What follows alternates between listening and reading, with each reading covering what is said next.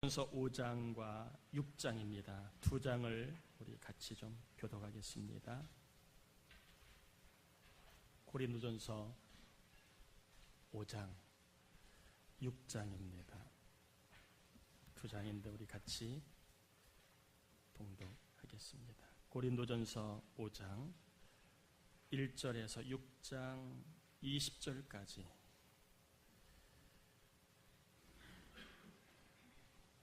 교독합니다. 너희 중에 심지어 음행이 있다함을 들으니 그런 음행은 이방인 중에서도 없는 것이라. 누가 그 아버지의 아내를 취하였다 하는도다.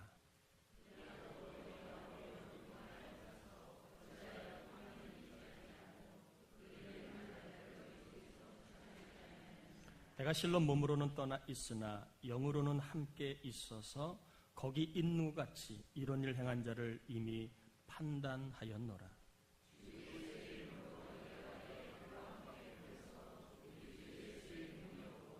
이런 자를 사단에게 내주었으니 이는 육신은 멸하고 영은 주 예수의 날에 구원을 받게 하려 함이라.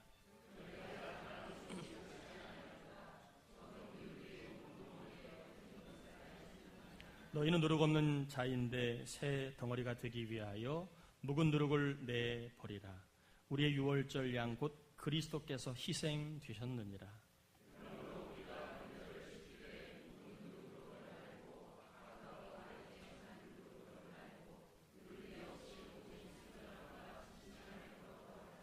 내가 너희에게 쓴 편지에 음행하는 자들을 사귀지 말라 하였거니와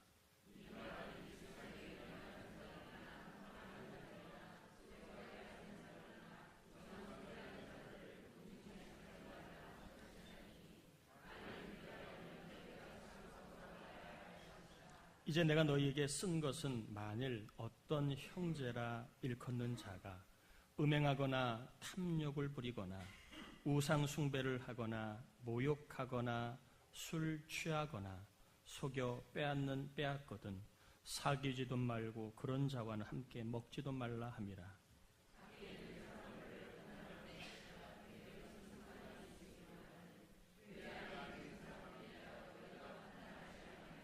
밖에 있는 사람들은 하나님이 심판하시려니와 이 악한 사람은 너희 중에서 내쫓으라.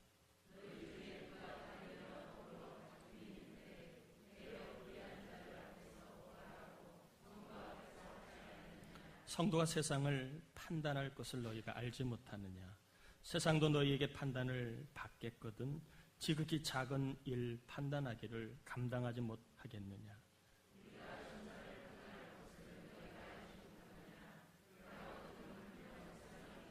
그런즉 너희가 세상 사건이 있을 때에 교회에서 경히 여김을 받는 자들을 세우느냐.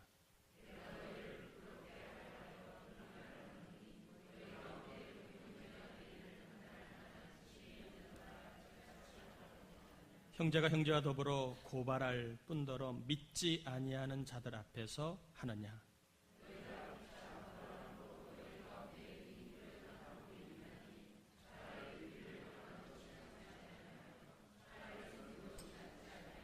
너희는 불의를 행하고 속이는구나. 그는 너희 형제로다.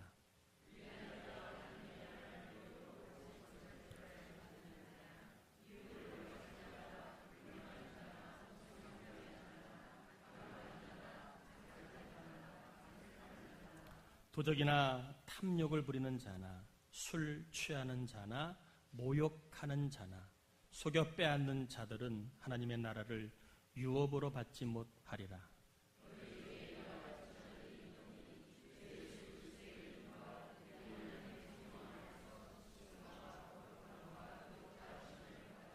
모든 것이 내게 가하나 다 유익한 것이 아니요 모든 것이 내게 가하나 내가 무엇에든지 얽매이지 아니하리라.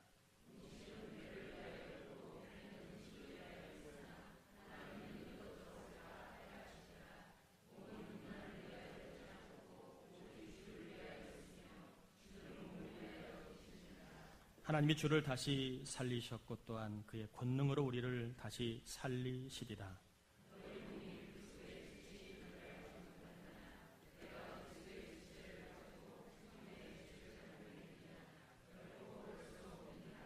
창녀와 파는 자는 그와 한 몸인 줄을 알지 못하느냐. 일러스되 둘이 한 육체가 된다 하셨나니. 음행을 피하라. 사람이 범하는 죄마다 몸 밖에 있거니와 음행하는 자는 자기 몸의 죄를 범하느니라.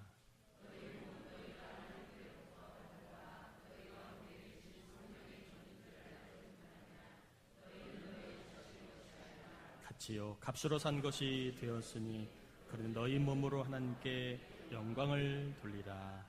아멘. 옆 사람과 한번 인사 나눕니다. 사랑합니다.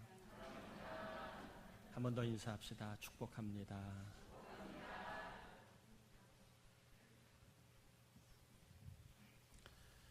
돈이 넘쳤던 소돔 성에는 동성애라고 하는 죄가 넘쳐났습니다. 돈이 모였던 고린도에는 음행이라고 하는, 음란이라고 하는 죄가 넘쳐났습니다. 문제는 고린도 교인 중에도 음행의 죄를 짓는 사람들이 꽤 있었다고 하는 겁니다. 아마 교회를 나오신 지 얼마 안 되신 분은 뭐 이런 얘기가 다 있나 성경에, 뭐 이런 해괴망측한 이야기가 다 있나 그러실 수도 있습니다. 성경은 천국의 이야기만을 소개하지 않습니다. 우리의 이야기, 세상의 이야기를 하고 있습니다. 1절에 보면 너희 중에 심지어 음행이 있다함을 들으니 그런 음행은 이방인 중에서도 없는 것이라. 누가 그 아버지 아내를 취하였다 하는도다. 고린도가 타락했습니다. 그런데 고린도 교인은 더 타락했다는 거예요. 고린도에 음행이 있었습니다.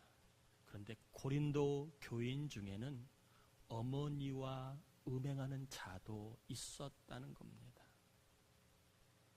우리 교회 여러분, 교인이 여러분이 계십니다. 그런데 누군가가 어머니와 음행을 한 사람이 교회에 왔어요. 그러면 교회가 어떻게 되겠습니까? 교회가 어떻게 소문이 나겠습니까? 아, 동산교회 갔더니 동산교회 별 사람이 다 있대. 자기 어머니와 음행하고 동침한 자가 있대. 그런 교회 가고 싶겠어요? 아니면 돌아가고 싶겠어요? 다시 한번요. 어머니와 음행한 교인이 있다는 소문난 교회에 가고 싶겠어요? 아니면 안 가고 싶겠어요? 이게 선교적으로 별 문제가 아닌 심각한 문제예요. 심각한 문제예요. 영혼을 구원하는 일에 아주 심각한 문제라는 겁니다. 선교를 위해서도 야, 그 교회에 어머니와 동침한 아들이 있대. 이런 사실과 소문이 파다하게 퍼지면 우리 교회는 외증간하면 버티기가 쉽지 않은 상황입니다. 없는 말도 만들어서 교회가 넘어지는 판인데 그러한 이야기가 돌면 목사가 얼굴을 들고 다니겠어요? 교인들을 어떻게 가르친 거야? 그 교회 사람들은 왜 믿는데? 이렇게 여러 가지 선교적으로 심각한 어려움을 직면할 게 뻔합니다. 지금 고린도 교회가 그런 상황이라는 거예요. 선교적으로 아주 심각한 지경에 봉착했는데 그 이유가 음행이라고 하는 문제, 음행이라고 하는 죄가, 자 눈을 좀 뜨세요. 음행이라고 하는 죄가 파다하게 퍼져갔기 때문에 그랬다는 겁니다. 여러분, 왜 세상 사람들보다 더 음란했을까요? 왜 교회 안 다니는 사람보다 교인이 더 타락했을까요? 왜 교회를 다님에도 불구하고 믿지 않는 자보다 더 아주 나쁜 일을 했을까요? 그 이유가 여러분 무엇이라고 생각해 주십니까? 오늘 5장과 6장을 좀 길게 읽은 이유는 이 얘기를 따로 떼어놓으면 설명할 길이 없어서 5장과 6장 내용이 좀 많지만 함께 다뤄보고 있습니다. 이들이 믿지 않는 자들보다 더 죄를 짓고 타락한 이유는 두 가지 이유 때문에 그렇습니다. 첫 번째 이유는 뭐냐면 교리를 잘못 적용했기 때문에 그렇습니다. 특별히 그리스도인의 자유라고 하는 이 교리를 잘못 적용해서 나온 결과로 이들은 믿지 않는 자보다 더 심한 죄를 짓고 있었다는 겁니다. 고린도전서 6장입니다. 6장 12절 13절 제가 한번 읽어보겠습니다. 모든 것이 내게 가하나 다 유익한 것이 아니요 모든 것이 내게 가하나 내가 무엇에든지 얽매이지 아니하리라. 이 죄를 짓고 있는 사람들 중에는 어떤 것을 이들이 믿고 있었느냐 하면 우리는 자유다. 모든 것을 할 수 있는 자유가 믿음으로 주어졌다. 그리스도의 자유를 이들은 주장하고 자유로 말미암아 우리가 이런 일을 하고 있다. 이렇게 지금 그들이 죄를 짓고 있는 이유를 그리스도로 말미암아 우리가 자유를 얻었기 때문이다. 이렇게 말하고 있는 내용입니다. 그리스도인은 죄사함을 받았습니다. 제가 누차 말씀드리지만 구원파가 믿는 사람들에게 던지는 질문이 있습니다. 당신은 죄사함을 받았습니까? 라고 묻습니다. 여러분은 죄사함을 받았습니까? 그러면 받았어요 라고 대답을 합니다. 그 다음에 구원파가 던지는 질문, 그런데 왜 회개를 합니까? 묻습니다. 회개를 하는 이유는 죄사함을 못 받았으니까 죄를 사해달라고 회개하는 거 아니겠습니까? 말이 그럴듯해요, 안 해요? 말이 그럴듯해요, 안 해요? 말은 맞아요. 죄사함 받았다면 왜 회개를 합니까? 죄사함 받았는데. 근데 우리는 회개를 하라고 얘기합니다. 그 말은 죄사함을 받지 못했다는 증거라는 거예요. 한 번 회개하면 죄사함을 받았기 때문에 다시는 회개할 필요가 있다 없다? 없다라고 주장하며 회개하는 너희들은 아직도 구원받지 못하고 죄사함 받지 못한 결과이기 때문에 회개하는 것이다. 그렇게 이야기합니다. 여러분 어떻게 생각하십니까? 예수 믿는 우리가 회개하는 것은 구원받지 못해서 죄사함 받지 못해서 회개하는 거예요? 아니면 우리가 신앙적으로 하나님을 아프게 해서 구원은 받았지만 예수 믿는 자녀로 부끄러워서 속죄하는 거예요? 구원에 이르지 못해서 회개하는 거예요? 아니면 삶이 거룩하지 못해서 하나님 보시기에 부끄러워서 회개하는 거예요? 입을 꾹 다물고 계시니까 자, 전자예요, 후자예요? 후자지요. 정확하게 아셔야 합니다. 그래서 우리가 개념을 잡아야 될 게 죄사함이라는 개념이에요. 죄사함은 우리의 과거, 현재, 미래의 죄가 다 사함받았다는 겁니다. 아멘인가요? 그러면 여러분 죄를 지어도 다 용서를 받았으니까 회개할 필요가 있어요, 없어요? 세미야, 회개할 필요가 있어, 없어? 아니, 미래의 죄까지 죽을 때까지 지을 죄를 다 사함받았는데 뭐하러 회개를 해? 회개하지 않아도 되잖아.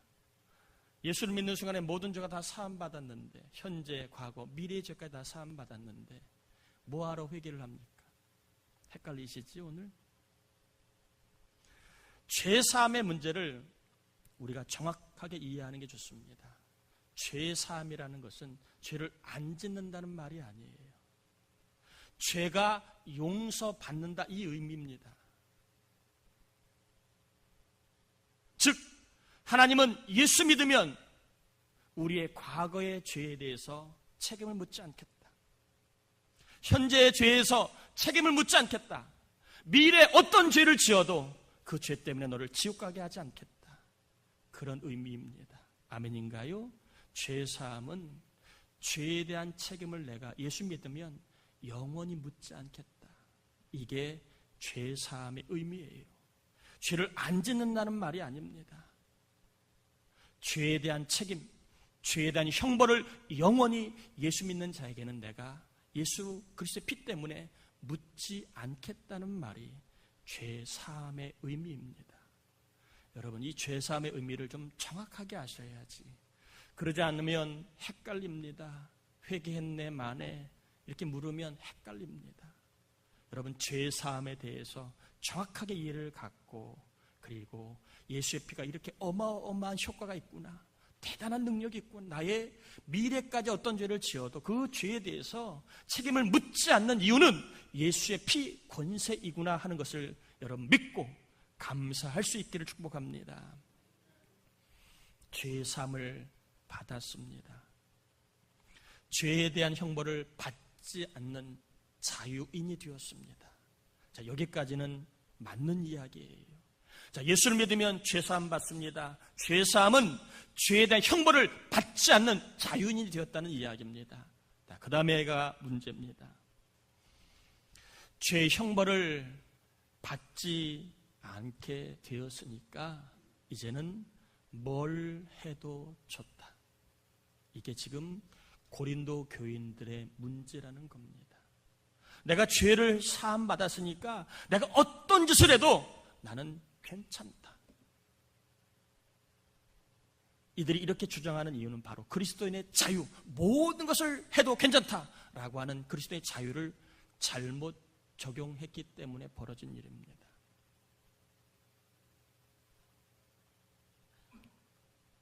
그러면서 성욕을 예로 들고 있습니다. 사람이 배가 고프면 뭘 먹어요? 밥을 먹잖아요. 성욕도 밥처럼 본능이라는 거예요. 그래서 배가 고프면 밥을 막 먹듯이, 반찬도 막 먹듯이 성욕이 일면 아무 사람하고 관계를 해서 성욕만 채워도 괜찮다고 얘기합니다. 여러분, 기가 막혀요? 아니면 설득력이 있어요? 아니, 기가 막혀요? 설득력이 있어요? 궤변이지요. 그리스도인의 자유를 주장하며, 봐라, 배고프면 막 먹지 않느냐. 성욕도 마찬가지라는 거예요. 채우기 위해서 대상이 중요한 게 아니에요. 이 여자 저 여자, 이 남자 저 남자 아무 상관없다는 거예요. 왜? 우리는 자유자. 내가 어떤 죄를 지어도 죄에 대해 형벌에 대해서 내가 용서를 받았기 때문에 나는 어떻게 해도 괜찮다. 성욕을 예로 들어 설명하고 있습니다. 아주 지금 엄청난 일을 지금 제가 설명을 하고 있는데 여러분이 별로 엄청나지 않게 받아들이는 것 같아요.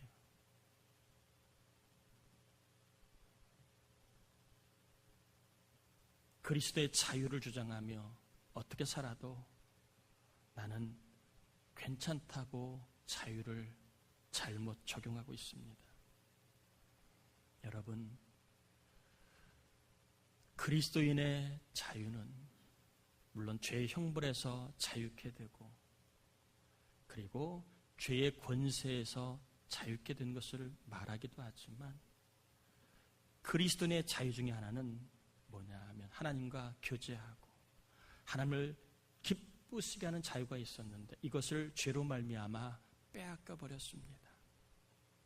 하나님을 기쁘시게 할 수 있는 자유, 이것도 자유인데 이것은 싹 빼놓고 죄사함 받았으니까 어떤 죄를 지어도 아무 문제 없다, 모든 것을 할 수 있다, 죄사함과 자유의 교리를 잘못 아전인수격으로 죄를 짓는 일에 지금 적용하고 있었습니다. 제일 무서운 게요, 신앙의 교리를 왜곡하는 겁니다. 사람을 영적으로 꽉 올가매면 그렇게 사람을 조종하기 쉬운 게 없어요. 신앙이 그래서 잘못되면 굉장히 무섭습니다. 이단 보세요. 집문서 갖고 와 그러면 여러분 같으면 갖고 가요? 안 갖고 가요? 근데 거기 가면 갖고 온다니까요. 야, 학교 그만둬 하면 제가 만약 여기에서 범준아 힘들지? 학교 그만둬. 천국 가야지 하면 제가 학교 그만두라고 아버지한테 얘기하면 제가 고소당할까요? 아니면 잘한다고 말 들을까요? 이단 가보세요. 범준아 학교 그만두면 아멘 하고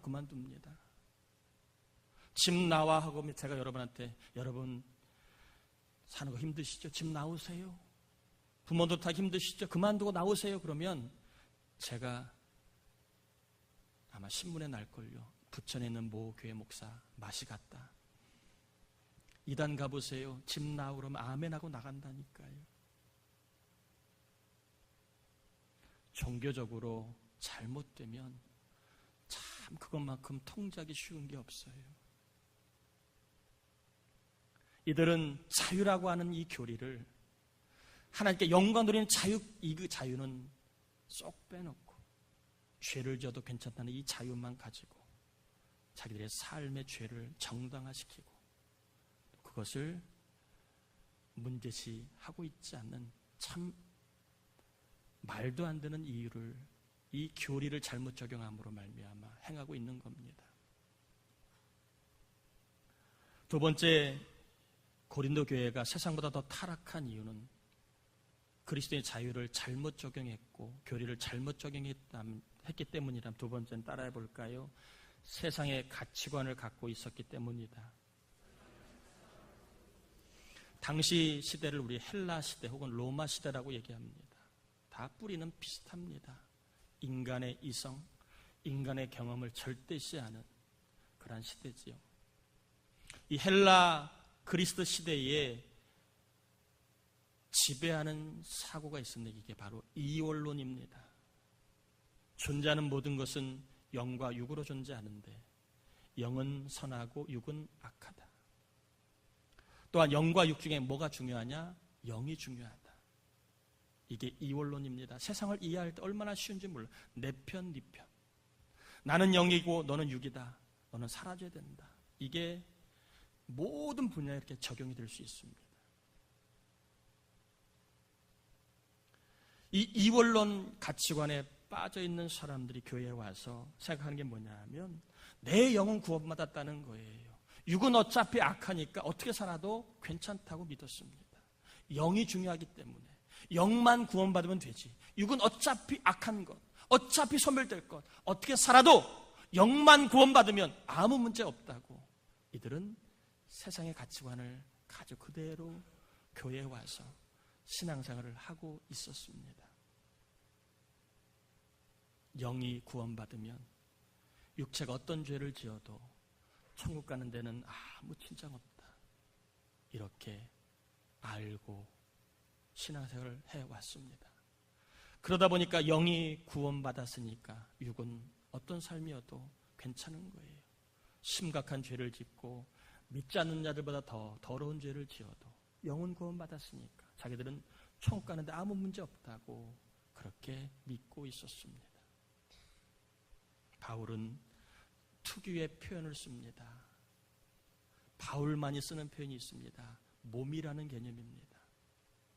세상은 영, 육을 분리하고 육의 악하고 영은 선하다 이렇게 말하지만 바울은 몸이라는 개념을 통하여 영육 이원론을 부정합니다. 영과 육은 분리될 수 있는 게 아니라 하나라는 거예요. 영이 구원받으면 육도 구원받지 어떻게 영만 구원받을 수 있느냐는 거예요. 영이 구원받으면 육도 구원받는 자로 살아야 그게 마땅하지 어떻게 그게 따로 떨어질 수 있느냐는 겁니다. 바울은 몸이라는 표현을 이렇게 쓰고 있습니다. 너희의 몸을 영은 구원받아도 영은 구원받았으니까 육은 음행하고 음란한데 써도 된다. 그건 잘못됐다는 겁니다. 너희의 몸은 오로지 하나님의 영광을 위해 써야 한다. 자, 6장 15절부터 20절까지 제가 한번 쭉 읽어볼 테니까 여러분이 제가 설명을 해드린 그러한 이해를 좀 가지시고 보시면 좋을 것 같아요. 15절부터 20절까지는 너희 몸이 그리스도의 지체인 줄을 알지 못하느냐? 내가 그리스도의 지체를 가지고 창녀의 지체를 만들겠느냐? 결코 그럴 수 없느니라. 창녀와 합하는 자는 그와 한 몸인 줄을 알지 못하느냐? 일러스되 둘이 한 육체가 된다 하셨나니 주와 합하는 자는 한 영이니라. 음행을 피하라. 사람이 말하는 죄마다 문 밖에 있거니와 음행하는 자는 자기 몸의 죄를 범하느니라. 너희 몸은 너희가 하나님께로부터 받은 바 너희 가운데 계신 성령의 전인 줄을 알지 못하느냐? 너희는 너희 자신의 것이 아니라 값으로 산 것이 되었으니 그런즉 너희의 몸으로 하나님께 영광을 돌리라. 잘못된 이원론 세상 가치에 따라 잘못된 교리를 적용하다가 고린도인은 믿지 않을 날보다 더 음란하고 음행한 질을 젖어도 아무 죄책감을 느끼지 않고 있었습니다.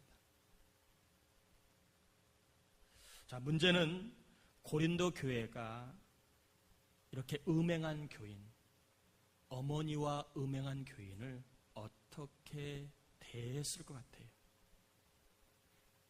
어머니와 음행한 교인을 고린도 교회는 어떻게 대했을 것 같습니까? 여러분, 5장 2절입니다. 5장 2절 한번 같이 읽어볼까요?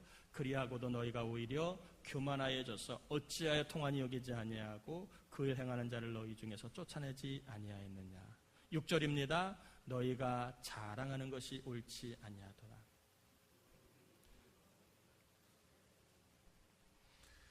세상보다 더 심각한 음행의 죄를 지은 교인들에게 고린도 교회가 한 일은 통한이 여기지 않았다. 그리고 교만해졌다. 그리고 이 일을 오히려 자랑하고 있다. 이렇게 말하고 있습니다. 심각한 죄를 지은 교인에 대해서 어떤 조치도 취하지 아니하고 오히려 이것을 묵인하고 그럴 수도 있지. 잘했어. 자랑하고 있는 교회의 모습을 보여주고 있습니다. 여러분, 죄를 지으면 목사가 잘한다고 말을 해야 될까요? 여러분, 영적으로 잘못되고 교만하면 목사가 겸손하다고 말을 해야 옳을까요? 여러분이 세상 사람들보다 더 죄를 짓고 있는데 목사가 그럴 수도 있지 이렇게 말을 해야 될까요? 그건 아니지요. 고린도 교회는 죄를 심각하게 지은 사람들에 대해서 오히려 그들을 축켜 세우고 믿음 좋다고 이렇게 하고 있습니다. 죄에 대해서 아무 사람도 이 일을 제기하지 않아요. 거룩해야 할 교회가 죄의 온상이 되고 있음에도, 거룩해야 할 교인이 불신자보다 더 큰 죄를 짓고 있음에도 불구하고 교회가 거룩해야 된다고, 우리 교회가 거룩해야 된다고 이렇게 말하거나 이끄는 사람이 있다 없다? 없었다는 겁니다. 이게 문제입니다. 여러분은 우리 교회를 볼 때마다 우리 교회가 거룩하지 못해 목사님, 우리 교회가 거룩해야지요, 이렇게 저에게 말하고 있습니까? 여러분, 장로님들에게 우리 교회가 거룩해야죠, 장로님들부터 거룩해야죠, 이렇게 말하는 교인이 있습니까? 권사님들에게 그렇게 생각하면 안 되지요. 교인이 거룩해야죠, 그렇게 말하고 있는 권사가 있습니까? 고린도 교회랑 우리 교회랑 별로 다르지 않아요. 우리도 거룩에 관심이 별로 없듯이 고린도 교인들도 거룩에 관심이 없는 거예요. 저는 오늘 이후로 우리 교회에 거룩하지 못함에 대한 통한 여기는 마음을 갖는 성도님들이 나오길 바랍니다. 우리 교회가 나이를 먹고 거룩해야, 이게 뭡니까? 교인들이 신앙생활 오래 했는데 옛날 모습 그대로 살아가니 이게 뭡니까? 아직도 그거 못 끊고 아직도 그거 하나 제대로 해결하지 못하고 살아가니 그게 뭡니까? 좀 회개하시오. 남들 보기에 부끄럽지도 않소. 어린 아이들 보기에도, 청년들 보기에도 부끄럽지 않소. 이렇게 거룩에 대해서 말하는 사람이 나오길 바랍니다. 오늘 내용이 참 부담됩니다. 다음 주에는 더 부담이 됩니다. 성경이기 때문에 소개하니까 혹시나 오해나 잘못 받아들이지 않기를 바랍니다. 바울은 음행의 죄를 지은 사람을 제명시켰습니다. 오늘날 목사가 여러분 중에 누구를 죄를 졌다고 제명하면 어떤 일이 벌어질까요? 그 사람이 저를 고소할지도 몰라요. 지는 얼마나 잘났다고, 지는 얼마나 깨끗하다고 막 그러지 않을까요? 그럼에도 바울은 제명시켰습니다. 왜요? 다른 사람들이 죄에 오염되지 않도록 죄의 싹을 잘라버렸습니다. 그래서 목사가 중요하고 장로님들이 중요한 거예요. 왜요? 그걸 보고 물들기 때문에 그래요. 신앙생활은 저렇게 만만하게도 되는 거라 보다. 신앙생활 저렇게 설렁설렁해도 되는가 보다. 그걸 보고 교인들이 그대로 만만하게 설렁설렁합니다.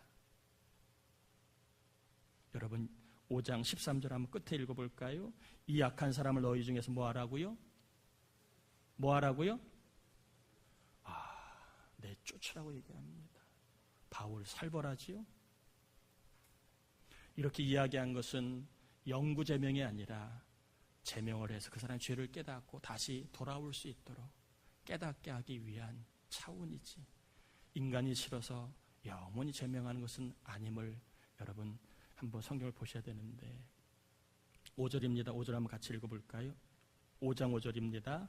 이런 자를 사단에게 내주어서, 여기 사단은 제명을 말하는 거예요. 내주었으니 이는 육신을 멸하고 영은 주 예수의 날에 구원받기 위해 다시 한번 기회를 주는 겁니다.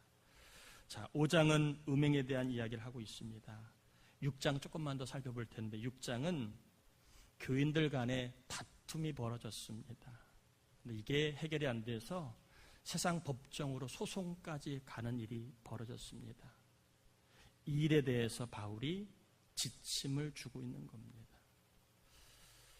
바울은 교회를 다니는 성도라면 문제가 생겼을 때에 교회 안에서 하나님의 말씀의 지혜를 가지고 해결해야지, 세상 법으로 나아가 믿지 않는 사람들의 지혜에 따라 그 문제를 해결해서는 안 된다라고 말하고 있는 겁니다. 저는 우리 교회가 지금처럼 앞으로도 이런 일이 없기를 바랍니다. 그러나 혹 이런 일이 벌어질 때에는 교인들 간의 다툼은 하나님의 지혜로 풀 수 있는 그러한 성령의 감동이 주어지기를 바랍니다. 교인의 갈등은 세상 지혜로 풀면 또 다른 원수를 낳는 겁니다. 교인의 다툼은 하나님의 지혜로 풀어야 되는 겁니다. 지금 고린도 교인들은 하나님의 지혜가 아니라 세상 지혜로 풀려고 법정에 소송하고 고발하고 있는 일이 벌어졌습니다. 성도에게는 지혜가 있다는 거예요. 종말이 되면 모든 사람을 심판할 수 있는 지혜가 있다는 겁니다. 이 지혜를 가진 자라면 너희들이 지금 씨름하고 아파하는 그 작은 일도 얼마든지 해결할 수 있다는 거예요. 해결할 수 있는 하늘의 지혜를 가지고 있는데 왜 그 지혜가 아닌 세상 지혜로 문제를 풀려고 하니, 이렇게 말하고 있는 겁니다. 고린도전서 6장 1절이자 한번 제가 읽어봅니다. 너희 중에 누가 다른 이와 더불어 다툼이 있는데 구태여 불의한 자들 앞에서 고발하고 성도 앞에서 하지 아니하느냐? 성도가 세상을 판단할 것을 너희가 알지 못하느냐? 세상도 너희에게 판단을 받겠거든 지극히 작은 일 판단하기를 감당하지 못하겠느냐? 바울은 좀 더 얘기합니다. 교인 간에 다툼이 벌어졌을 때에 이 다툼이 벌어진 것 자체가 하늘의 유업을 바라보지 못하고 땅의 유업만 바라보고 있는 영적 실패자의 모습이라는 겁니다. 교인 간에 다툼이 있는 것 자체가 영적인 실패자의 모습이라는 거예요. 왜요? 하늘의 유업은 아예 생각도 않고 땅에서 내가 좀 더 차지하려고 하는, 땅만 보고 있는 상태이기 때문에 이런 영적인 실패자의 상태임을 말하고 있습니다. 차라리 하나님 나라의 유업을 바라보고 땅의 유업을 조금 포기하는, 손해를 보더라도 땅의 유업을 양보하는 영적인 승리자가 될 것을 바울은 강변하고 있습니다. 여러분, 사람에게서 뭘 좀 얻는다고 내 거 되는 거 아니에요. 내가 싸워 이긴다고 시원하지 않아요. 반드시 성도는 다툼을 하나님의 지혜로, 성경에 나와 있는 방법으로 풀어야 뒤탈이 없고 다 나중에 하나님의 유업으로 갚아주심을 경험할 수 있습니다. 내 손을 조금 더 차지하려고 싸우지 마시고 그거 좀 양보하고 손해보면 하늘 유업을 하나님이 채워주실 줄 믿습니다.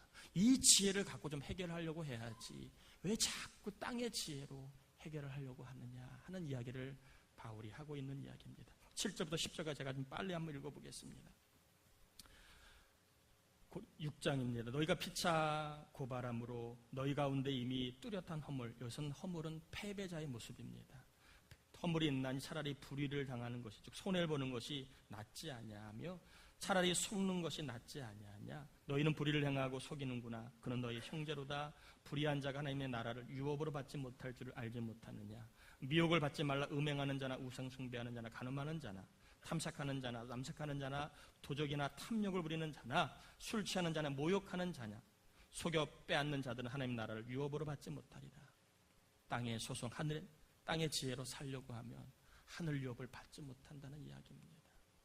혹시 앞으로도 이런 일이 없기를 바라지만 또 모르는 겁니다.